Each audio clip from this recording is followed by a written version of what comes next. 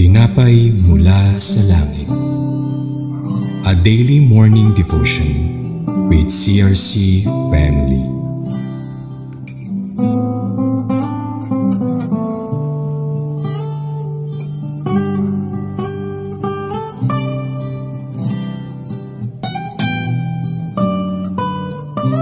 Isang mapagpalang umaga po mga kapatid. Ako po si Diaconessa Ofelia Reyes ng Makati. Samahan niyo po ako sa ating programang Tinapay Mula sa Langit, ang pang-araw-araw nating devotion sa salita ng Diyos. Ngayong umaga ay matutunghayan natin ang salita ng Diyos sa Leviticus chapter 25 verses 24 hanggang 28 po. Ang ginamit ko po dito ay ang Mabuting Balita, Biblia. Basahin po natin ang nasasaad po dito. Kaya mapagbili man ang alinmang bahagi ng iyong lupain, yun ay maaaring tubusin ng dating may-ari. Sa verse 25 po, kung sa iyo'y may maghirap at mapilitang magbenta ng kanyang ari-arian, yun ay dapat tubusin agad, pinaka malapit niyang kamag-anak. 26, kung wala siyang kamag-anak na makakatubos nyon, siya na rin ang tutubos kapag umunlad ulit ang kanyang kabuhayan. 27, ibabalik niya sa bumili ang katumbas na halaga ng nalalabing taon bago dumating ang taon ng paglaya. Sa ngayon,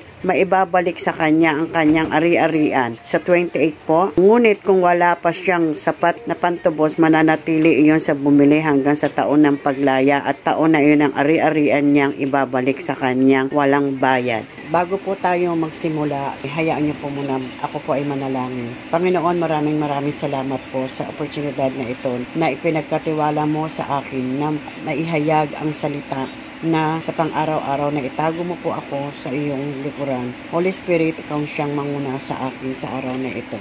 Ang title po ng ating pong pag-aaralan sa araw na ito, The Role of the Redeeming Relatives. Sa ating pong pag-aaral, napakahalaga po na maunawaan natin ang kahalagahan ng mga sumusunod.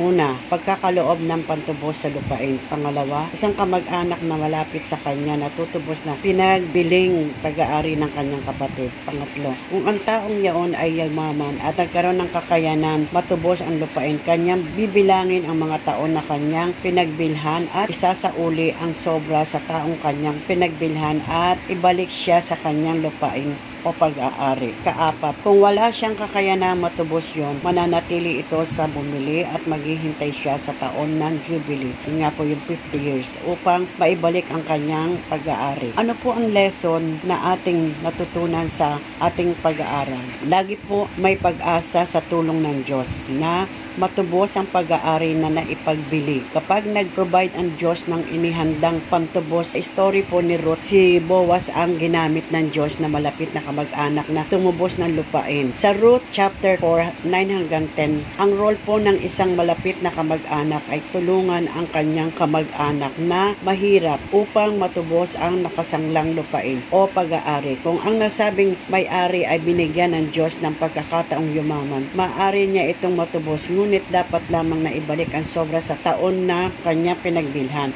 Kung ang mga panahong nagdaan ay wala rin siyang kakayanan, maghihintay na lamang siya sa Year of the Jubilee o taon ng papalaya at muling maibabalik ito sa kanya. Kung paano po ang Diyos ang nagbigay ng kinsman redeemer, malapit na kamag-anak na tutulong para tumubos ng lupain. Si Jesus naman po ang siyang tumubos ng ating kasalanan na nagpatawad at nagpalaya sa atin. Kaya lagi po tayong lumapit sa ating Diyos. Anumang bagay ang ating pinagdadaanan, may Diyos tayong tutulong at magmamalasakit sa atin.